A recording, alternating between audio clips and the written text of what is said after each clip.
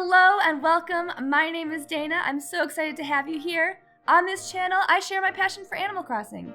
I am currently working on my 6th island, which is a 4 seasons island that is paying tribute to 4 of my previously completed islands, 3 of which I've already toured on this channel.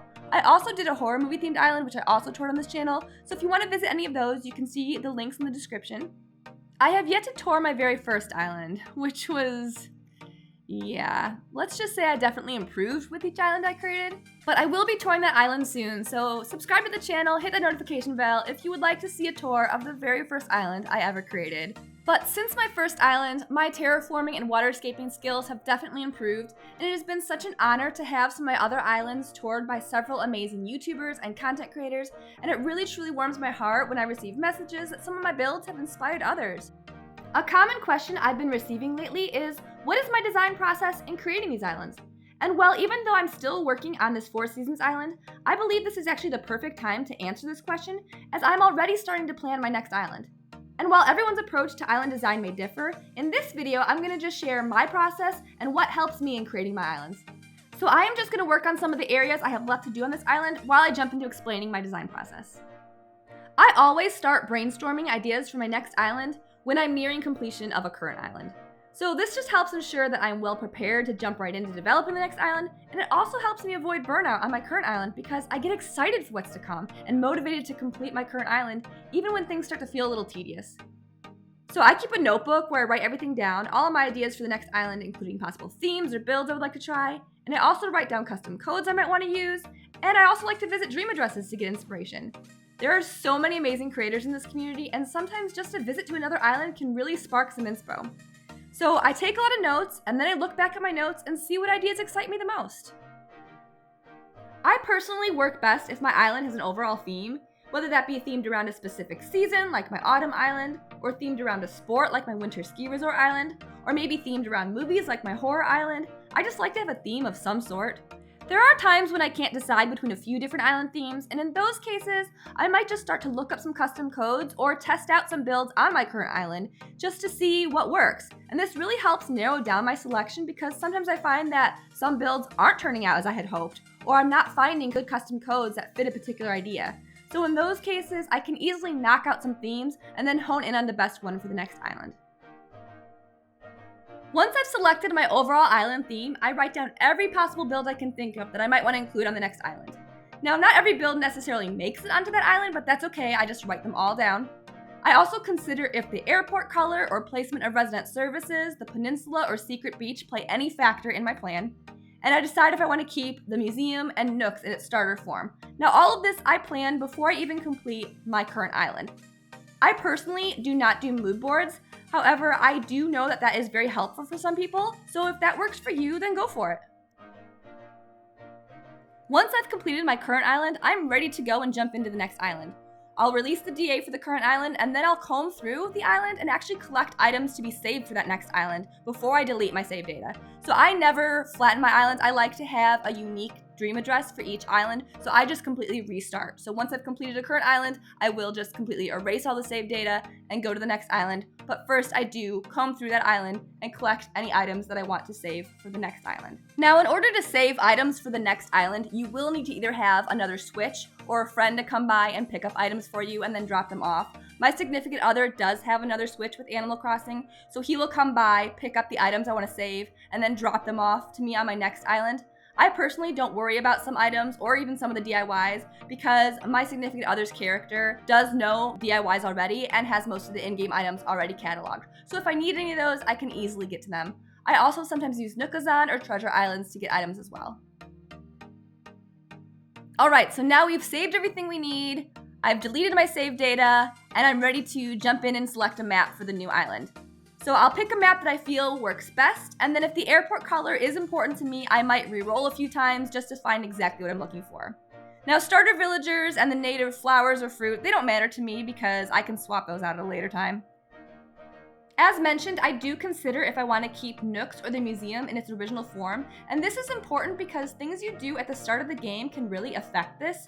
If you want to keep Nooks as the little wooden building, you need to make sure that you don't buy or sell too much stuff so it doesn't upgrade. And I have kept Nooks in its original form on a couple of my islands, and honestly, I just don't buy or sell anything. Instead, I try to make bells by selling to CJ or Flick, or even trading with other players. Keeping Blathers in his original tent is a little easier, you just don't donate to him. I personally prefer Blathers in his tent over the full museum. However, there is an issue with this because once you place him down, you cannot move the tent like you can the full museum. So you really need to think carefully of where you want to place him. When my significant other comes by and drops off all the items that I saved from my previous island, I also have him bring over a ladder and vaulting pole, and this is just so I can easily access the cliffs in case I want to put Blathers' tent down on one of those. To get the island prepared for terraforming, I put all of my villager homes, resident home, and buildings on the beach, unless I'm keeping Blathers' tent somewhere I want to place him wherever he's gonna stay. But everything else is gonna go on the beach just to save room on the main island for terraforming. I personally keep my island as is from the start and then shape around it once I've unlocked the terraforming. I just don't have the patience to completely flatten my entire island. I just kind of build around the cliffs, terraform them out, do my waterscaping as I go. But terraforming for me is the fun part. I really love the terraforming. I know some people start off building up their entrance. On my first 4 islands, the first thing I terraformed was building up the peninsula. I know starting a new island can be very overwhelming. There's a lot of space and things to fill. And since the peninsula is so small, I felt a little sense of accomplishment just completing that area to start. Although on my horror movie themed island, the first build I terraformed was my Jaws overlook. And then on this 4 Seasons island, the first thing I terraformed was my winter overlook. When terraforming my islands, I really do tend to jump around a little bit and do a little terraforming here and a little over here, but I do tend to focus on some of the bigger overlooks or land bridges early on since they can take up a lot of space, and they can also determine the flow of your island. So what I mean by this is that if you have, for example, a mountain overlook or a perspective build, you might not want to have them accessible so as not to ruin the illusion. And builds like this, I usually place at the back of my island. Then I can determine the best spot for viewing this overlook. So, for example, my horror movie themed island had several perspective builds that I placed at the back of the island, and I felt that these were best viewed from the 3rd tier. So here you can see the perspective builds, and since the viewpoint was the 3rd tier for all of them, my path going through the island is also going to be on the 3rd tier. So that's kind of building out the flow of the island, knowing that this pathway is going to go along the 3rd tier here to view all these perspectives, and then it's going to go elsewhere as I build out more of the island. The placement of the cliffs can also help determine your island flow, so I tend to build up around my entrance, such as here on my spring island, but in doing so, I then know that the areas to the sides of my entrance are also going to be built up. So here's the area to the left of my entrance, and as you can see, here are those cliffs by my entrance. The same goes for if I build up behind resident services. I do tend to build up behind there, and I know that the area then behind resident services is going to be on the 2nd or 3rd tier. As far as paths go, I tend to pick out maybe 2 or 3 paths for my island, and that's because these custom codes can take up a lot of space, like 9 or more spaces sometimes. So I select those first when choosing my custom codes, and I make sure that I have redeemed Nook Miles to get the Custom Designer Pro Editor Plus once it becomes available in my Nook stop. I also carefully select other codes that can be used in several places throughout my island, such as a wood decking code could also be used as the walls or floors of the home interiors. Also using face cutout CNDs, flags, custom clothes, and umbrella designs can also add to your island aesthetic, so don't be afraid to use some of those around your island as well. And here's a little trick to actually get a couple more custom code slots. If you want your character to have face paint of any kind, such as eyebrows, you can apply it to the character's face and then overwrite that code with another. It won't affect the code on your character's face. The same is true with your island flag. When you go to Isabel and you have her change the island flag, as long as you're not using that code anywhere else on your island, you can then overwrite it with a different code and it will not affect your flag at all. Early on when I'm building out my island, I try to determine what day and time I want to eventually set my dream address. And why is this, you might ask? Well, it's because weather and the sky can really affect how your builds look. Fog and night sky can make some of your builds too dark or hard to see. For example, on my winter island, I knew I wanted to have my dream address set at night. So I would always time travel to an evening where then I can look at my builds and see if they were going to be visible, such as this overlook, or just a silhouette, such as here. Even on my horror-themed island, I selected a cloudy sky while building out my island because a night sky with a big bright moon just made this castle illusion here too visible, where you can see all the items that are being used. So I would choose a foggier sky where it would make it more of a silhouette. By the way, if you want to know how I created this castle illusion, I will leave a link to the speed build in the top corner of this video. You can also check out my speed build playlist and find it there.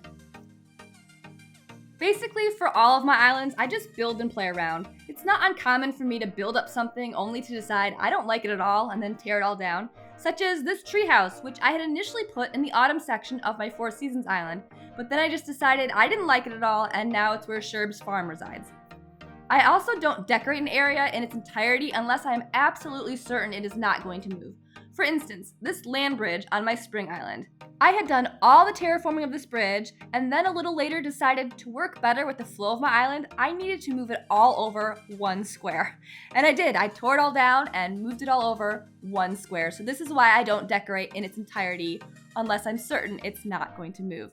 When you're doing your terraforming or waterscaping and overlooks, one thing I really recommend is to have 2 Mario pipes with you. It just makes it a little bit easier. Have one Mario pipe where you are building out the overlook, and then the other Mario pipe at the viewing point. It's just easier to hop back and forth and see how your build is turning out. One of the last things I work on for my island is the rep house and villager homes. I personally don't feel like my island is complete unless my rep and villager houses are completely furnished and decorated. And one thing I forgot to mention earlier is I prefer to only have 8 villagers on my island rather than the full 10. Although for this Four Seasons island, I'm going to have 9 villagers. But my reason for that is because having fewer houses not only saves up space on my island for more terraforming and overlooks, but there's also less homes to decorate at the end. In order to decorate the villager interiors, you are going to need to have the Happy Home Paradise DLC and have had completed 30 vacation homes in order to be able to get ability to redecorate the villager interiors and exteriors as well. But I do highly recommend it. Some of the interiors of the villager homes are just not the greatest. For example, my bestie Bam has a wrestling mat as his bed in his original home, which just does not work for me. So having the Happy Home Paradise DLC, when I can upgrade those homes, I can give him an area that is much more aesthetically pleasing. Or for some of my villagers, I might want to give them a store that they run. So it's a really nice option to kind of add to your island. Obviously, as I'm getting close to island completion, my design process starts all over again with brainstorming ideas for the next island. I really hope you enjoyed this video and learned a little bit about my design process. Hopefully some of these ideas were helpful to you. Please let me know what other things you would like to see on the channel. I certainly aim to please. Thank you so much for spending some time with me today. I hope you are having an amazing week, and I will see you in the next video.